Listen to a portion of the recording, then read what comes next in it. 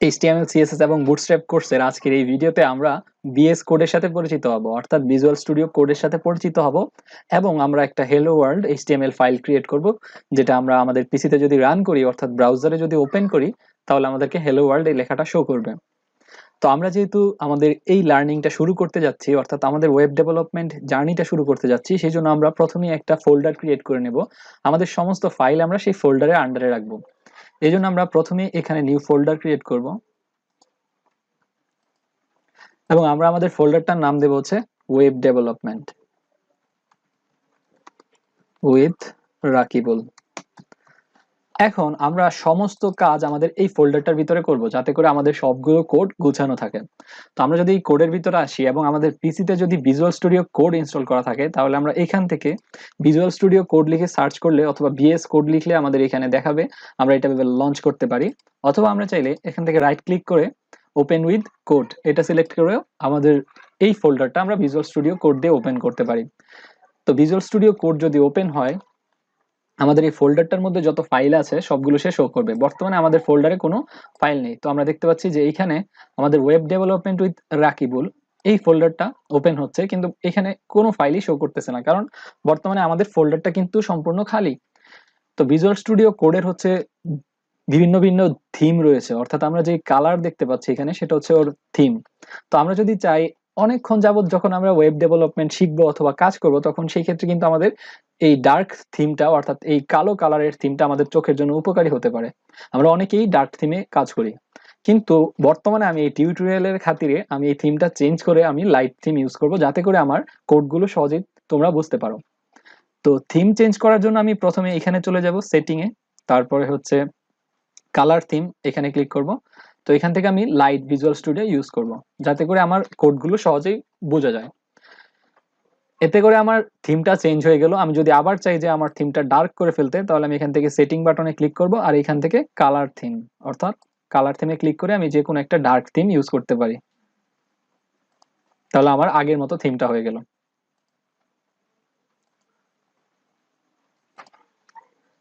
তো visual studio open করলে আমাদের এমন একটা উইন্ডো বা আমরা এমন একটা টেমপ্লেট দেখতে পারবো। তো প্রথমে আমরা এটার সাথে পরিচিত হয়ে নিই। আমাদের যত ফাইল রিলেটেড কাজকর্ম আছে সব আমরা এই ফাইল সেকশনে গিয়ে পাবো, অর্থাৎ নতুন কোনো ফাইল ক্রিয়েট করতে হলে আমরা কন্ট্রোল এন প্রেস করতে পারি, তাহলে আমাদের নতুন ফাইল ক্রিয়েট হয়ে যাবে। নিউ উইন্ডো ক্রিয়েট করতে চাইলে কন্ট্রোল শিফট এন, আমরা এখানে শর্টকাটটাও দেখতে পাচ্ছি। কোনো একটা ফাইল ওপেন করতে চাইলে আমরা কন্ট্রোল ও প্রেস করতে পারি। ওপেন ফোল্ডার, অর্থাৎ আমরা যদি কোনো ফোল্ডারকে আমাদের ভিজুয়াল স্টুডিও কোড দিয়ে ওপেন করতে চাই, তাহলে সেটা কন্ট্রোল কে প্লাস কন্ট্রোল ও এটা প্রেস করতে হবে। তো এইভাবে সমস্ত ফাইলের কাজগুলো আমরা এই সেকশনে পাবো। তো এইখানে আমাদের পাঁচটা মতো বাটন আছে, আমরা এটার সাথে একটু পরিচিত হয়ে নিই। ফার্স্ট অফ অল আমাদের এই বাটনটা হচ্ছে আমাদের এই এক্সপ্লোরার বাটন, অর্থাৎ আমাদের এই যে ছোট একটা প্যানেল আছে এটা শো করার জন্য অথবা হাইড করার জন্য। আমরা যদি এটা ক্লিক করি হাইড হবে, আবার শো হবে। আর এখানে হচ্ছে সার্চ, অর্থাৎ আমি যদি কোনো সার্চ করতে চাই আমার ফাইলের মধ্যে অথবা আমার এই প্রজেক্টের মধ্যে। আর এইটা যে আমরা দেখতে পাচ্ছি সেটা হচ্ছে সোর্স কন্ট্রোল, মানে হচ্ছে আমি গিট হাবের সাথে অর্থাৎ গিটের সাথে যদি আমি কানেকশন করতে চাই, যে আমার ফাইলের যত চেঞ্জ আছে, আমার ফাইলের যা যা আমি কোড চেঞ্জ করব প্রত্যেক দিন আমি যে কাজগুলো করব, আমি যদি সেগুলো আপডেট রাখতে চাই তাহলে আমি এখান থেকে দেখতে পারি। আর এটা হচ্ছে আমার ডিবাগ অথবা রান করার জন্য। আর নিচে যে সেকশনটা আছে এটা হচ্ছে এক্সটেনশন, আমরা এই সেকশনটা অবশ্যই ইউজ করব। তো ভিজুয়াল স্টুডিও কোড হচ্ছে একটা আইডিই, অর্থাৎ আমাদেরকে বিভিন্ন ধরনের প্রোগ্রামিং অথবা বিভিন্ন ধরনের কোড করার জন্য সে আমাদেরকে জায়গা করে দেয়। তো এখানে অনেক অনেক ধরনের এক্সটেনশন আছে। এক্সটেনশন হচ্ছে আমরা আমাদের ভিজুয়াল স্টুডিও কোডটাকে যদি আমরা সি প্লাস প্লাস কোড লিখতে চাই, অর্থাৎ সি প্লাস প্লাস অথবা জাভা কোড লিখতে চাই, তাহলে আমাদেরকে ওই সি প্লাস প্লাস অথবা জাভার এক্সটেনশন ইউজ করতে হবে। সেম ভাবে আমরা যদি চাই যে আমরা এইচটিএমএল এ কোড লিখবো, তাহলে আমাদের এইচটিএমএল এর এক্সটেনশন ইউজ করতে হবে। কিন্তু ভিজুয়াল স্টুডিও কোড আমাদের জন্য অলরেডি এইচটিএমএল এর কিছু এক্সটেনশন আমাদের জন্য অ্যাড করে দিয়েছে। বর্তমানে আমরা যে কাজটা করব সেটা হচ্ছে আমরা একটা নতুন এক্সটেনশন অ্যাড করব, সেটা হচ্ছে লাইভ সার্ভার, অর্থাৎ সরাসরি আমাদেরকে সে সার্ভারের মতো কাজ করবে। এই জন্য আমরা প্রথমেই আমাদের এই এক্সটেনশন সেকশনে আসবো এবং লিখবো লাইভ সার্ভার। তো লাইভ সার্ভার লিখলে অবশ্যই আমাদের এই কানেকশন থাকা লাগবে, নয়তো কিন্তু এটা কাজ করবে না। তো আমরা দেখতে পাচ্ছি আমাদের এখানে লাইভ সার্ভার নামের একটা অনেকগুলো আমাদের এক্সটেনশন শো করতেছে, কিন্তু আমরা এখান থেকে কোনটা ইনস্টল করব। এই জন্য আমরা প্রথমেই দেখতে পাচ্ছি যে লাইভ সার্ভার নামে 5.6.1, আমরা যদি এটাতে যাই তাহলে আমরা দেখতে পাচ্ছি এখানে প্রচুর ডাউনলোড এবং এটাই আমরা ইনস্টল করব। কিন্তু বর্তমানে আমার পিসিতে এটা ইনস্টল করা আছে, যার কারণে আমার এখানে আনইনস্টল দেখাচ্ছে। তো আমরা যদি চাই এটা ইনস্টল করতে পারি, এখানে ক্লিক করলে এটা অটোমেটিক্যালি ইনস্টল হয়ে যাবে। আমি যদি চেক করি, এখন আনইনস্টল হয়ে গেছে। আমি যদি ইনস্টল করি তাহলে আমার এখানে ইনস্টলিং লেখা আসছে এবং ইনস্টল হয়ে গেছে অলরেডি।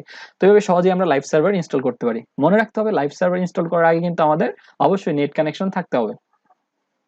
তো লাইভ সার্ভার ইনস্টল করার অনেক সুবিধা। আমরা যখনই এইচটিএমএল কোড লিখবো সেটা আমাদেরকে লাইভ দেখাবে, অর্থাৎ আমাদের যেই ডিফল্ট ব্রাউজার আছে আমরা সেই ব্রাউজারে চাইলে এটা লাইভ দেখতে পারবো যে আমাদের কোড কেমন চেঞ্জ হচ্ছে। তো এইখানে আমাদের ফোল্ডারটা ওপেন করা আছে, কিন্তু এখানে কোনো ধরনের ফাইল এখানে নেই।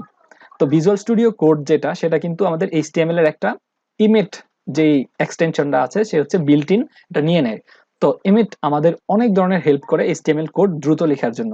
তো আমরা এখানে নতুন একটা ফাইল ক্রিয়েট করব, তো এই জন্য আমরা একটা নিউ ফাইল এই বাটনে ক্লিক করতে পারি, অথবা যদি নতুন একটা ফোল্ডার ক্রিয়েট করতে চাই তাহলে এই বাটনে। আর যদি আমি এটা রিফ্রেশ করতে চাই, অর্থাৎ আমি অন্য কোনোভাবে আমি ফাইল অ্যাড করলাম এবং এখানে সেটা আসতেছে না, সেক্ষেত্রে আমি এখানে রিফ্রেশ দিব। তো প্রথমে আমরা একটা নতুন ফাইল ক্রিয়েট করব এবং আমরা ফাইলটার নাম দিব index.html। তারপর এন্টার প্রেস করলে আমাদের নতুন এইচটিএমএল ফাইলটা ওপেন হয়ে যাবে। তো এখানে আমরা দেখতে পাচ্ছি যে ওপেন এডিটর, এটার ভিতরে হচ্ছে index.html, মানে এই এডিটরের মধ্যে আমাদের যে ফাইলটা বর্তমানে ওপেন আছে, আর এটা হচ্ছে আমাদের ফোল্ডারের আন্ডারে। তো এখন আমরা হচ্ছে আমাদের প্রথম এইচটিএমএল ফাইলটা লিখব।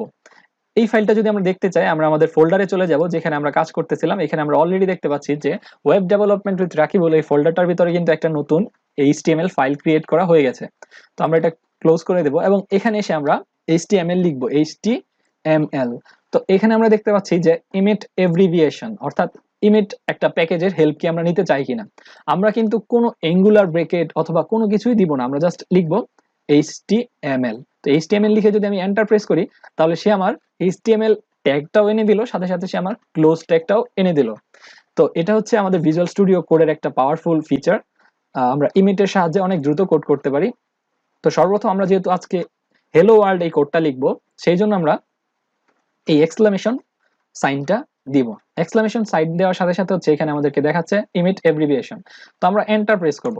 তো এন্টার প্রেস করার সাথে সাথে আমাদের একটা বয়লার প্লেট কোড দিয়ে দিয়েছে, অর্থাৎ যেই কোডটা আমাদের সবসময় দরকার একটা এইচটিএমএল ফাইল ক্রিয়েট করার জন্য।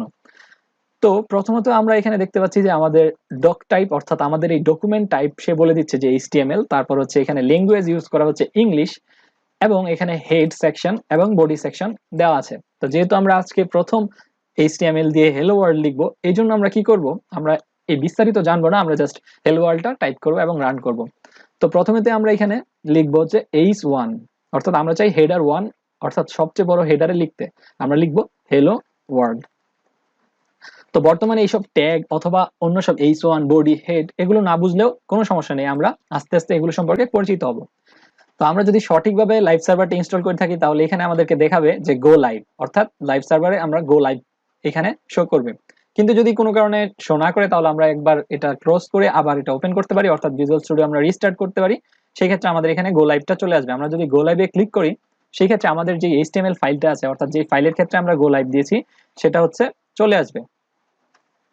তো আমাদের এখানে দেখাচ্ছে হ্যালো ওয়ার্ল্ড, অর্থাৎ আমাদের প্রথম হ্যালো ওয়ার্ল্ড HTML এ লেখা হয়ে গেছে। তো যদিও আমরা এখানে অনেক কিছু এখনো অজানা রয়েছে, আমরা অনেক ট্যাগ সম্পর্কে এখনো জানি না, কিন্তু আমাদের হ্যালো ওয়ার্ল্ড আমরা একটা HTML অথবা আমরা একটা ছোটখাটো ওয়েব পেজ ক্রিয়েট করে ফেলেছি। তো এই ভিডিওতে আমরা জেনেছি কিভাবে HTML দিয়ে হ্যালো ওয়ার্ল্ড একটা প্রোগ্রাম লিখতে হয়। আমরা ভিজুয়াল স্টুডিও কোডের কিছু ফিচার সম্পর্কে জেনেছি, ভিজুয়াল স্টুডিও কিভাবে ইউজ করতে হয় সেটা দেখেছি। পরবর্তী ভিডিওতে আমরা আস্তে আস্তে ভিজুয়াল স্টুডিও কোডের আরো অনেক নতুন নতুন ফিচার ডিসকভার করব এবং সাথে সাথে আমরা HTML এর এই ট্যাগগুলো জানবো। Thank you.